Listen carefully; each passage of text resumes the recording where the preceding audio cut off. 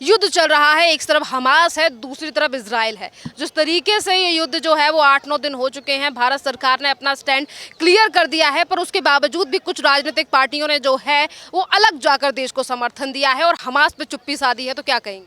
जो हमास के यार हैं वो देश के गद्दार हैं। फिलिस्तीन तुझसे बैर नहीं, हमास तेरी खैर नहीं। और भारतीय जनता पार्टी से लेके मोदी जी सब ने समर्थन, एनडीए ने किसे समर्थन दिया? इसराइल को। इसराइल पे आतंकी हमला हुआ था मैडम। और मैं कहता हूँ कि देश के गद्दार ये लोग जो आतंकियों के साथ खड़े हैं, क्योंकि इन्होंने ना अभी तक इसराइल पे हुए आतंकी हमले की भर्त्सना नहीं करी है, लेकिन तुरंत फिलिस्तीन का समर्थन कर दिया।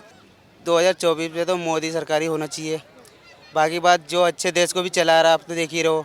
वैसे कंडीशन में जैसे कह रहा है आप कांग्रेस, अभी 2024 में सभी कह रहा है कि कांग्रेस आएंगे, तो जो अच्छा देश चलाएंगे वही आएंगे। मोदी जी कहाँ ले गए देश को आज?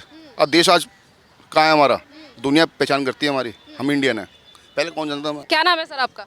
रामेश्वर आर्य। है कि 2024 में चुनाव आने वाले हैं। जितनी 26 पार्टियां हैं वो एक साथ हैं। उनका कहना है 24 में मोदी सरकार बदलने वाली है, जाने वाली है। इसी बीच जो है युद्ध चल रहा है। एक तरफ हमास है, दूसरी तरफ इजराइल है। जिस तरीके से ये युद्ध जो है वो 8-9 दिन हो चुके हैं, भारत सरकार ने अपना स्टैंड क्लियर कर दिया है, पर उसके बावजूद भी कुछ राजनीतिक पार्टियों ने जो है वो अलग जाकर देश को समर्थन दिया है और हमास पे चुप्पी साधी है। तो क्या कहेंगे? जो हमास के यार हैं वो देश के गद्दार हैं। फिलिस्तीन तुझसे बैर नहीं, हमास तेरी खैर नहीं। और भारतीय जनता पार्टी से लेके मोदी जी सब ने समर्थन, एनडीए ने किसे समर्थन दिया? इसराइल को। इसराइल पे आतंकी हमला हुआ था मैडम। अब हम कोई फेस्टिवल मना रहे हैं और हम पे पैराग्लाइडिंग ला के कोई गोलियां चला दे, महिलाओं को रेप कर दे, मोलेस्ट कर दे, बच्चों को रेप कर दे, जिंदा जला दे 40 बच्चों को, और ले जाए किडनैप करके होस्टेज बना दे। उसके बाद तो वार छिड़ेगा ही ना। मोसाद पे तो म्यूनिक फिल्म भी बनी हुई है। ये लोग छोड़ते थोड़ी हैं किसी को। यहूदी किसी को छोड़ेगा नहीं, इजरायली किसी को छोड़ेगा नहीं। इन्होंने ना रेलना पेलना शुरू कर रखा है। गाजिया पट्टी का सफाया चालू है और वहाँ से सारे आतंकी सफाया किए जा रहे हैं। और मैं कहता हूँ कि देश के गद्दार ये लोग जो आतंकियों के साथ खड़े हैं, क्योंकि इन्होंने ना अभी तक इसराइल पे हुए आतंकी हमले की भर्त्सना नहीं करी है, लेकिन तुरंत फिलिस्तीन का समर्थन कर दिया। अरे वहाँ देखो ईरान भी, लेबनान भी, हिजबुल्लाह, ये सब हमला करना चाहते हैं इसराइल पे। इसराइल है कितना देश? 90 लाख का देश है, लेकिन अपने स्वाभिमान के लिए लड़ रहा है, अपने नागरिकों के लिए लड़ रहा है। और उसने पहले आतंकी हमला झेला है। इसराइल के ऊपर आतंकी हमला हुआ है। तो मैं कहूँगा जो ये इंडिया अलायंस के दल हैं, ये लोग क्या कर रहे हैं? ये मोदी के खिलाफ नहीं, देश के खिलाफ जा रहे हैं। मोदी ने जब कह दिया, अमेरिका ने जो कह दिया, फ्रांस ने कह दिया कि हम इसराइल के साथ खड़े हैं क्योंकि उन पे आतंकी हमला हुआ है। ये कोई व्यक्तिगत मत थोड़ी है अपना। तुम जब देश का स्टैंड है तो देश के साथ खड़े हो। मोदी जी ने यूक्रेन से ऑपरेशन गंगा चला के लोग बचाए, ऑपरेशन अजय चला के अभी बचाया जा रहा है इसराइल से। तो वहाँ किसी की जात थोड़ी पूछी जा रही है। वहाँ जो भी वर्क करता होगा उसको बुलाया जाएगा, बचाया जाएगा। 18 लोग मारे गए, नेपाली उसमें नागरिक थे कितने सारे, कितने हिंदू मारे गए, कितने और जाति के लोग मारे गए। वो देखो तुम, आतंकी हमले में मारे गए हैं वो लोग। तो मोदी सरकार हमेशा राइट काम करती है। रामेश्वर जी, ये बताइए किसे चाहते हैं 2024 में प्रधानमंत्री? हमारे लिए तो सिर्फ मोदी जी हैं। फिर से कमल खिलना चाहिए और तीसरी बार मोदी सरकार होनी चाहिए। और उन्होंने कोई कोर कसर तो छोड़ी नहीं है। आप डेवलपमेंट देख ही रहे हैं। हम भी आज इंडिया गेट घूमने आए हैं और यहाँ का डेवलपमेंट देख के लगता है कि central Vista number 1, Modi ji ने संसद बनाई नंबर 1, 2 कोरोना वैक्सीन बनाई नंबर 1, G20 किया वो नंबर 1, वहाँ पे मंडपम लगा दिया वो नंबर 1। सब कुछ ही मतलब नंबर 1 काम कर रहे हैं वो। और सबसे बड़ी बात है, मोदी जी इस चीज़ के लिए कमिटेड हैं कि जिस चीज़ का वो शिलान्यास करते हैं, उद्घाटन भी, मतलब जिस चीज़ की वो नींव रखते हैं उसका उद्घाटन उन्हीं के हाथों से होता है। ये पहला ऐसा नेता है जो डिलीवर कर रहा है अपने कमिटमेंट्स को, जिसने अपनी पार्टी को खड़ा कर दिया। जो कि जनसंघ में जो श्यामा प्रसाद मुखर्जी ने एक नारा लगाया था, एक विधान, एक संविधान, एक निशान। अब उसको डिलीवर किसने किया? 370 हटा के प्रधान सेवक नरेंद्र मोदी जी ने, जो एक आंदोलनकारी थे, एक प्रचारक थे, जिन्होंने राम मंदिर, अब देखो 22 शायद जनवरी 2024 की डेट, राम लला हम आएंगे, मंदिर वहीं बनाएंगे। भारतीय जनता पार्टी का जन्म ही वहीं से हुआ है, जो इसका विस्तार हुआ वहीं से हुआ है। तो उसे डिलीवर किसने किया? मोदी जी ने। अब हिंदू राष्ट्र की इस देश में मांग उठ रही है, लेकिन यूनिफॉर्म सिविल कोड तो मुझे लगता है मोदी जी ले आएंगे, उनकी कमिटमेंट है। हाँ, ये मैं कहना चाहता हूँ आपके चैनल के माध्यम से कि आपके चैनल में मोदी सरकार अपने मैनिफेस्टो में कुछ मुद्दे जोड़े, जो मैं कहना चाहता हूँ। एक तो है हिंदू राष्ट्र भारत को घोषित किया, क्योंकि सनातन पे लगातार प्रहार हो रहे हैं और सनातन पे प्रहार देखते हुए मैं ट्विटर पे ट्रेंड देख रहा था। साध्वी प्राची जी ने कहा है कि इस देश में देव निंदा कानून बनना चाहिए। भारत के भगवानों का जो अपमान हो रहा है वो नहीं होना चाहिए। सनातन पे ख़त्म करने की बात अगर कोई डीएमके का नेता के करुणानिधि का पोता अगर उदयनिधि स्टालिन कहता है, या कि स्वामी प्रसाद मौर्य कहता है, या ये लोग जो है ना कर पाए, तो देव निंदा कानून बनना चाहिए। All India Muslim personal law board ma'am ख़त्म होना चाहिए। इस देश में कोई ईसाई पर्सनल लॉ बोर्ड नहीं है, हिंदू पर्सनल लॉ बोर्ड नहीं है, सिख पर्सनल लॉ बोर्ड नहीं है, लेकिन मुस्लिमों को प्रिविलेज दी कांग्रेस ने, तुष्टिकरण किया। मोदी जी ने लाल किले से क्या कहा? अभी हमारे 3 ही मुद्दे हैं: भ्रष्टाचार मुक्त भारत, परिवारवाद मुक्त राजनीति मुक्त भारत, और तुष्टिकरण की राजनीति मुक्त भारत। मतलब भारत में सबसे कैंसर है, इनको ख़त्म करना है। तो उस कड़ी में आ जाता है। जब उन्होंने कोरोना वैक्सीन लगाई ना मैडम, 3 वैक्सीन लग चुकी है, एक बूस्टर डोज, दो dose free CoWIN Covaxin. Madam किसी की जाति पूछ के नहीं लगाई जाती जब कोरोना डोज दी जाती है। कोई सड़क मोदी सरकार बनाती है, किसी की जाति नहीं पूछते। और अभी ऑपरेशन अजय चल रहा है, किसी की जाति नहीं पूछी जा रही। यूक्रेन में तो पाकिस्तान के नागरिक भी तिरंगा झंडा लेके चल रहे थे। क्या वहाँ पे उन्हें बचाया गया ना? एक बस में तिरंगा झंडा लगाए तो उसे कोई रोक नहीं रहा था। तो हमें समझना पड़ेगा कि मोदी सरकार जो कर रही है वो राष्ट्रहित में कर रही है, और ये जो इंडिया अलायंस है इन्हें भी राष्ट्रहित में कार्य करना चाहिए, नहीं तो इनका सबका सुपड़ा साफ हो जाएगा। क्या लग रहा है रामेश्वर जी, एक तरफ इंडिया अलायंस है, एक तरफ एनडीए है, लगातार कहा जा रहा है इंडिया भारी पड़ेगा एनडीए पर। एनडीए 400 पार हो जाएगा, और इंडिया अलायंस, मैं इंडिया नहीं कहूँगा क्योंकि इंडिया का नाम बदनाम, इंडिया अलायंस तो गया काम से। क्योंकि राहुल गांधी जैसे लोगों के नेतृत्व में जो भोंदू है, जो पप्पू है, जो कॉमेडी करते हैं, अब तो लोग उन्हें कॉमेडी करने के लिए अपने स्टेटों में बुलाते हैं।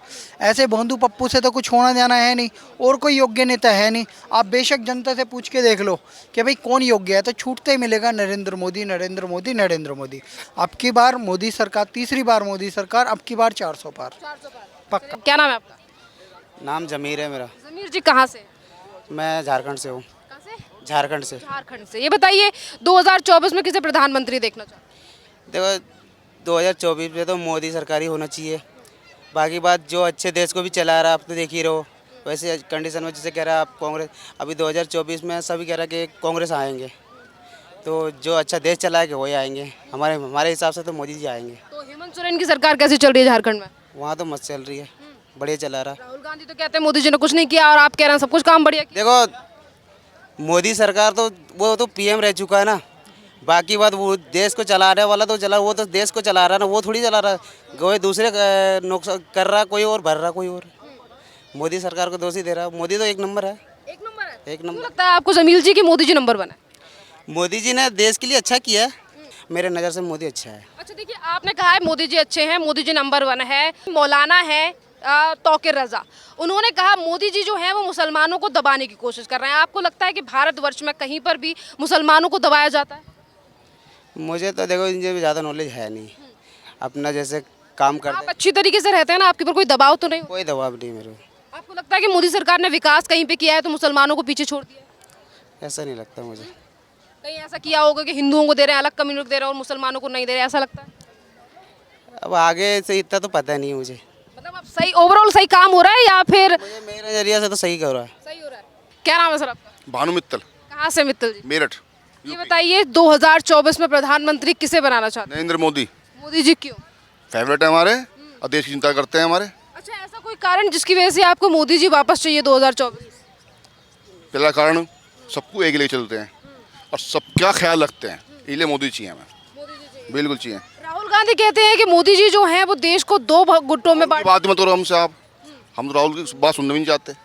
पप्पू है वो जो जानता ही नहीं दुनिया को, देश में हो क्या रहा है, देश को कैसे आगे लेके जाना है, जानते नहीं। कह रहे हैं इस बार के तख्ता पलट होने वाला मोदी जी के, मोदी जी ने नफरत फैलाई देश में। राहुल गांधी वो अपनी सीट बचा ली अपनी, जहाँ साउथ लड़का है ना आपके, वो सीट बचा ली अपनी। अब मिट्टी से भगा, वायनाड से भगेगा आपके पक्का। पर वो तो ये कह रहे हैं कि 24 में मोदी जी जाएंगे क्योंकि उन्होंने देश में नफरत फैलाई। कहने से क्या होता है, देश की जनता उनके साथ है, मोदी के साथ। महंगाई बढ़ा रखी है, देश बेच दिया अडानी अंबानी। उनके कहने थोड़ी हो जाएगा। मोदी जी कहाँ ले गए देश को आज, और देश आज कहाँ है हमारा, दुनिया पहचान करती है हमारी, हम इंडियन है, पहले कौन जानता मैं। अच्छा सर, एक सवाल ये भी है कि देखिए आप मेरठ से आते हैं और मेरठ कहीं ना कहीं पश्चिमी उत्तर प्रदेश में लगता है। 2024 में 80 सीटों पर चुनाव, यानी कि 80 सीटें लोकसभा से आने वाली है, जिस पर अखिलेश यादव कह रहे हैं कि आरएलडी और टीएमसी के साथ मिलकर चुनाव लड़ेंगे और 80 की 80 सीटें 80 में 80 आएंगी बीजेपी की। पक्का। क्यों लग रहा है सर ऐसा? ये जनता साथ में है। देवरिया कांड को लेकर योगी जी पे सवाल उठ रहे हैं। इतना दिमाग नहीं हमारे में इतना दिमाग नहीं है कि बीजेपी जो है ना, ये केवल जनता की पार्टी है। जनता की पार्टी है, जनता साथ है इसके। तो एक बार एक तरफ इंडिया गठबंधन है, दूसरी तरफ एनडीए। केवल मोदी। आपका नाम क्या है? मैं तो आज़ाद मलिक नाम है मेरा। आप मुझे बताइए मलिक जी, आप क्या चाहते हैं 2024 में कौन प्रधानमंत्री? मैं तो जयंत चौधरी का दीवाना हूँ। मैं मलिक हूँ, जाट हूँ, तो मैं जयंत चौधरी को सपोर्ट करता हूँ। समाजवादी पार्टी के साथ हो या भाजपा के साथ हो या कुछ के साथ भी हो, मैं जयंत को नहीं छोड़ सकता। वो जयंत मेरी पहचान है, हम जाट हैं। तो सर ये बताइए, तो इसी के साथ आप कह रहे हैं कि जो आरएलडी है उसका समर्थन करेंगे? हाँ, आरएलडी का समर्थन करूँगा, खुला करूँगा बिल्कुल। अभी हमने विधानसभा चुनाव में भी देखा था कि आरएलडी और समाजवादी पार्टी में जो है वो सीटों को लेकर बंटवारे पे जो है वो गठबंधन नहीं बैठ पा रहा है, और अभी भी लोकसभा में ऐसा ही लग रहा है। क्या लग रहा है, अखिलेश यादव सीटें देंगे जयंत चौधरी? ये मीटिंग हुई है, जयंत चौधरी कह रहा है कि मुझे सीट मिलेगी, जो मैं चाह रहा हूँ वो सीट मिलेगी, और अखिलेश भी कह रहा है मैं उसको सीट दूंगा, क्योंकि पश्चिमी उत्तर में जाट ज़्यादा है, बहुत जाट ज़्यादा है, तो वहाँ जाट को सीट। पजामा देख के बात करी ना इनसे। नहीं, वो बात नहीं। मेरी जीन्स और स्प्रिंग है ना। दोनों एक साथ, वो कोई बात नहीं, हम दोनों भाई है, कोई ऐसी बात नहीं। ये भाजपा का, मैं लोकदल का हूँ। उत्तर प्रदेश में योगी जी कैसा काम कर रहे हैं? कोई खास काम नहीं कर रहे, मुझे लगता है कोई खास काम कर रहे हो। झूठ बोल रहा है, पक्का झूठ बोल रहा है। इसके दिल में तो योगी जी हैं, दिल में तो योगी जी हैं, पर मुंह से बोल नहीं सकते कि मेरे साथ खड़ा है ना इस टाइम। मैं लगता कोई खास काम कर रहे हो। शुरुआत में तो आपने बोला मोदी जी आने चाहिए। इन्होंने बोला, मैंने थोड़ा बोला। मैं नहीं चाहता कि मोदी आवे। मैं लग रहा है इस बार की जो इंडी गठबंधन बना है वो मोदी जी के लिए टक्कर दे पाएगा? टक्कर दे पाएगा, पक्की बात है, टक्कर देगा। पक्की 100%। यूपी में तो टक्कर देगा। कोई टक्कर नहीं। अब के 44 कांग्रेस की थी, तृणमूल कांग्रेस की थी, कितनी बंगाल में सब घट के, और इनके घर के एमपी थे, सपा के कितने एमपी थे, सब घट के आधे रह जाएंगे। लिखवा लो मुझसे आप। अच्छा ये बताइए, कहीं ना कहीं राकेश टिकैत भी एक्टिव दिख रहे हैं पश्चिमी उत्तर प्रदेश। वो राजनीति में नहीं आने के, वो अपने किसान राजनीति करेंगे और करते रहेंगे। उन पर कोई मुद्दा नहीं, इसके सिवा कोई मुद्दा नहीं है। केवल किसानों को भड़काना है और किसानों को उल्टा बनाना है उनका, बस। तो ये जो भड़काने के बयान दिए जाएंगे इससे 2024 के चुनाव में कोई फर्क पड़ेगा? कुछ नहीं होने का, कुछ नहीं होने का, कुछ नहीं होने का।